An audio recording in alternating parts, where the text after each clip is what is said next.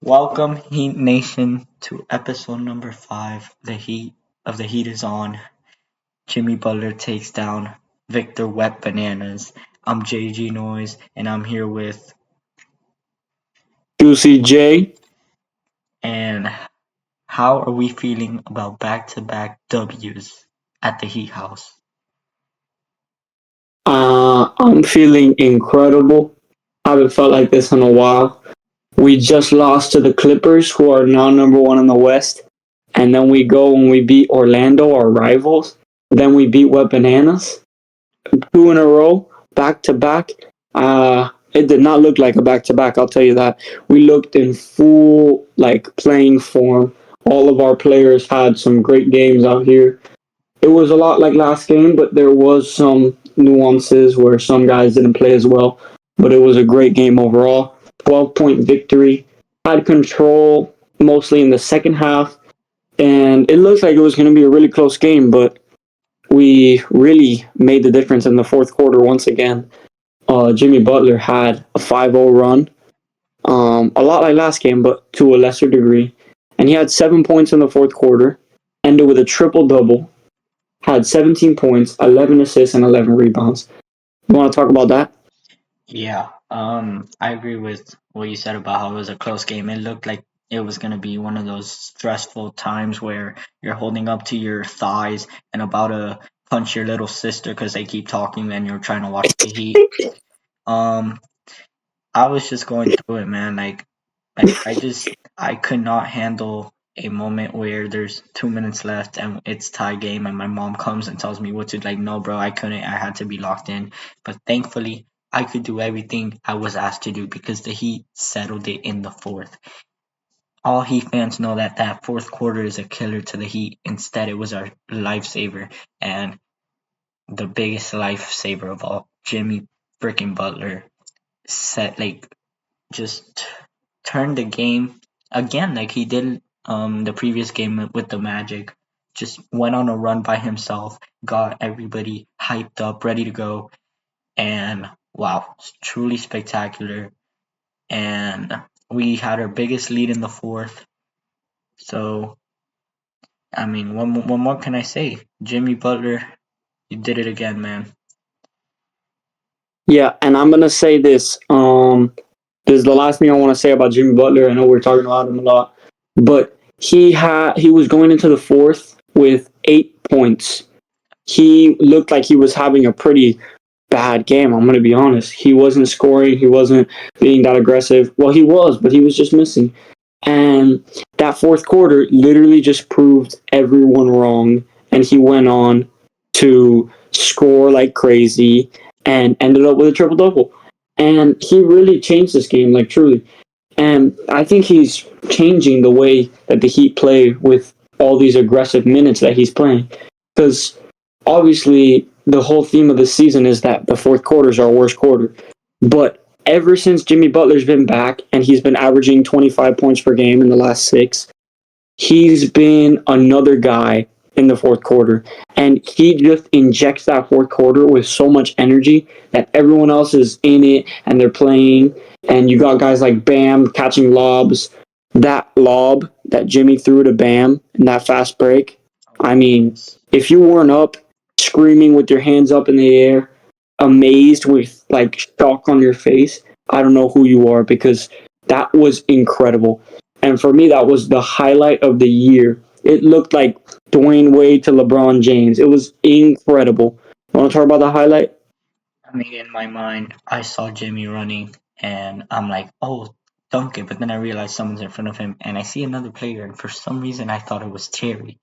So when he threw it up, and I just saw Terry turn into Bam and just yank it down. Number one, that pass looked completely off. It was beautiful, don't get me wrong, but when he threw it up, the way he threw it up, I'm like, "Oh, Bam jumped too early." Wow. Brought it down, should have broken the rim, should have shattered many hearts of the fans in San Antonio and the big old women they got down there. Just incredible, incredible. That to me, that was the highlight of the year, highlight of the season from the Miami Heat. Yeah, 100%. And And let's Oh, you go ahead. I just want to just start off with Jimmy Butler closed out, but you know, when we needed him to. He showed up when we needed him to. Many people are going to talk about the 7 point first half. Y'all need to realize if it wasn't for Hero and Bam doing what they were doing the whole first half and the third quarter, Jimmy would not have started that fourth. Many Heat fans are always like, "Oh, Jimmy always gets in at 6 minute mark." I'm one of those. But what I realize is if every player is doing their part, that gives Jimmy time to rest to come big in these third and fourth quarters. Against the Magic, same thing. We had many different role players and starters adding and contributing to the team, which benefited in less Jimmy minutes, but more in impactful minutes. Um, there was a certain stretch. I'm gonna talk about Tyler Hero real quick here. Just his first game, I think his first game since 8 games that he drops 20 points. Um, and there was just a point in the game where it was either Bam or Hero scoring. I don't know if you noticed that. And Yeah. it was like, okay, Bam hits it. Oh, let's go Bam. Come the other way, Hero hits it. Oh, and then back and forth, back and forth. I love the chemistry they have. I think Hero had like 5 assists just to Bam alone. Mm-hmm. So just what a great win. And as a Heat fan, you're feeling very, very confident because it looks like February is this team's month. January was Yeah. not the best start of the 2024 year, but boy, February has a lot to give to this Miami team. Definitely feeling like February is going to be the year and the Mamba year 2024. Looking great for the Heat right now. We really did look connected this game. And I think that's really just keys to wins. You look connected and you look well. I mean, Um, when I you want to go into Jimmy Butler obviously had a great game, but you got to go and look at Bam and Tyler Hero, who combined for 44 points. I know you talked about them, but these guys, they really played well. Tyler Hero had one of his greatest games since his injury, probably his greatest game since his injury, to be honest. He looked incredible on the floor. Bam Adebayo, he started off from the gate coming in gunslinging. He looked amazing. His shot, I think, is completely back. He's pulling up and taking it with so much confidence. I mean, I'm happy again when Bam takes that shot because before it was like, come on, stop breaking it. Mhm. But now he's taking it, he's making it, he's looking like all star Bam. That's who we really need right now, all star Bam. Agreed. And he's taking a lot of contact in his game, and I think that helps him because Bam, like maybe some people think he's soft, but he's a lot tougher than you think he is. And last thing about Jimmy, I know I keep talking about Jimmy, but I just want to draw some attention to the fact that Spo is no longer doing the thing where he doesn't play Jimmy the first 4 minutes of the fourth. And the 2 games that he has done that have been wins. If that doesn't show you something about your rotation, then I really hope it does. I And I mean, think Spo's going to notice that. I think he's going to realize that and, I mean, keep doing it so we can keep getting some W's on the board. really quick, I want to add to your point. Yes, it is 2 games in a row where Jimmy starts the fourth, but it's also 2 games in a row where Jimmy doesn't play the entire first quarter and the entire third quarter. Mm, That's what I'm saying. When the team contributes, when you have Hero, Butler, Martin with some nice plays, Hyman with a boost off the bench, you have these guys, Jay Rich, Terry Rozier, who I'm gonna talk about in a little bit. That's what I was saying, that you give Jimmy that rest to first quarter, okay, let Bam and Hero cook. I think both of them had a combined 18 points in the first quarter, which was just insane to me. Um, you know, Butler got his rest come second quarter. Butler only checked in like at the end of the second. Come the third quarter, that's when he really played out a little bit more, and he was fired up to start the fourth, and that's why I when we start off our quarters, I rather started with Bam and Hero like we did tonight. That's a perfect example of what can happen when you have more than just a a one man rotation. You get what I'm saying? Yeah, You you get agreed. you get Jimmy time to rest. You get more points on the board. As a Heat fan, I felt confident when I saw Jimmy take a break in the first quarter because I'm like, you know what? This is how confident this team is feeling. And come the worst, which it did, we started the fourth quarter like neck and neck. I was shivering in my Heat jersey, but that's when Jimmy Butler is activated. That is Michael Jordan's son, that fourth quarter. And Yep. right now we're in the months where it's hashtag Jim for MVP. So, Yeah. Definitely, and it looks like Spo is finally finding out this rotation for real. And you may think it's a little late, but I'd say better late than never.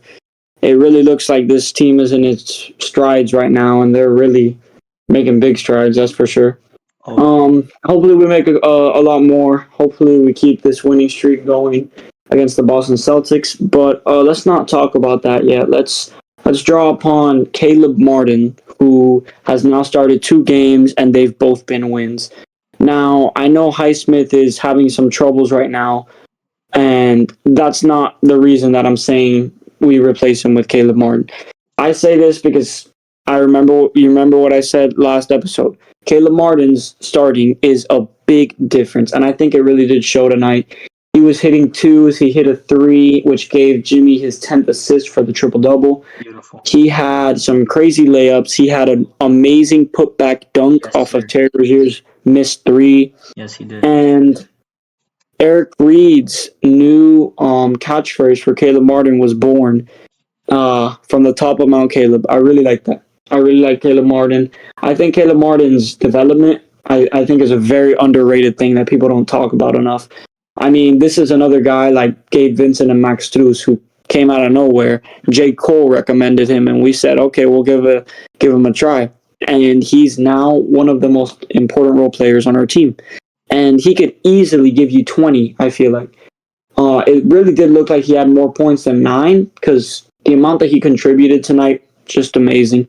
He had some really great rebounds too. He had ended with 5 rebounds. That's not bad. Last guy I want to talk about before I hand it off to JG Noise again.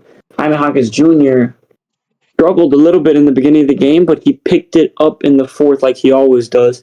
And with 10 points, 3 rebounds, didn't do much else, but he was looking great. And I think Jaime is utilized a lot better off ball than with the ball because he could do some crazy stuff with the ball and when he's dribbling and when he flips it up on a guy. But I think off ball is really where he takes the most winning plays, in my opinion.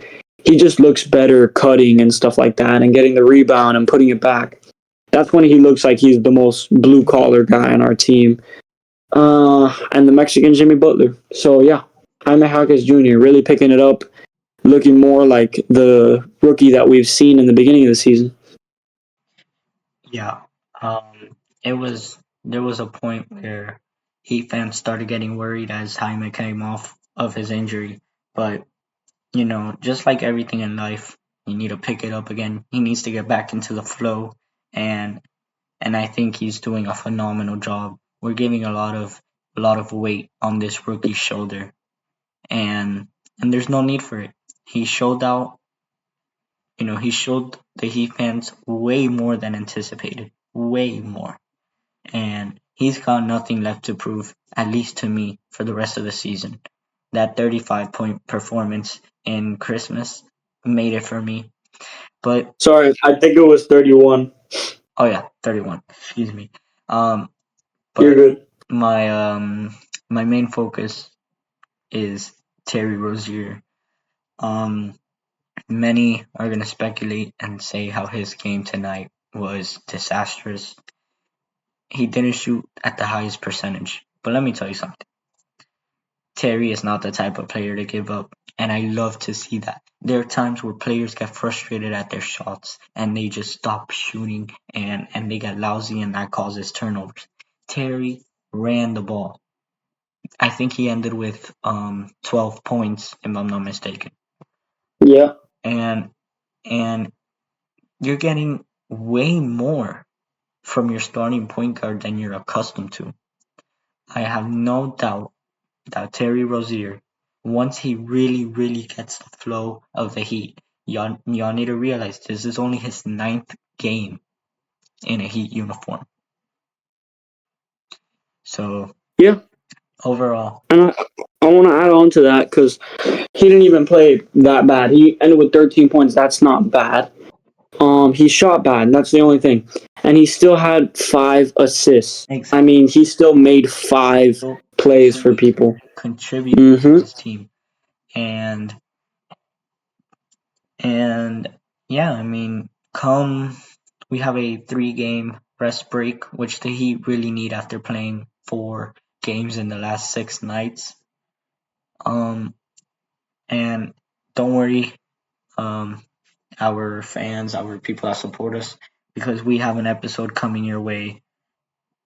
We're gonna try to get it in by tomorrow or maybe Friday. But what a win tonight! What a Yeah, refreshing win, and you just love to feel this energy. And the best part of this is that the 3 days off came right before a really big game against Boston. Not many people are excited for this game as they fear that Boston can bring us down. But you know what? We're getting glimpse of playoff Jimmy. We're getting Bam. We're getting All Star Bam minutes, and we're just getting the sixth man of the year Tyler Hero buckets. yeah. Um, This is gonna be the real rivalry game. That rivals week game was not real. We were on a losing streak. yeah, This is gonna be the real test against Boston. I think to we're gonna me be in our prime form. for sure. And to me, I'm sorry, many OG Heat fans will agree with me, but to me, the Knicks aren't our biggest rival. Jalen Not Brunson at is all. not our biggest rival. So it's no hate to Jalen Brunson. I just don't see him as a threat compared to what we've had to face over the last few years, considering the Boston Celtics. Yeah, Um, I believe, and I don't want to jinx it, but in my personal opinion, I believe that Sunday will be a huge game for Terry. Obviously for the Heat, but it's a huge game for Terry because now he gets a 2 extra practices with the Heat, which which may not seem like a lot, but after not practicing with them for so long, you kind of feel confident because he looks like he's already fitting in with the team without the amount of practices that correlate hmm with the games. That is incredible. Come Sunday against Drew Holiday, you have the lineup between Drew Holiday, Terry Rozier, then Tyler Hero, Tatum Butler, Bam Porzingis. I mean, it's gonna be phenomenal. definitely gonna be a good game. That's for sure.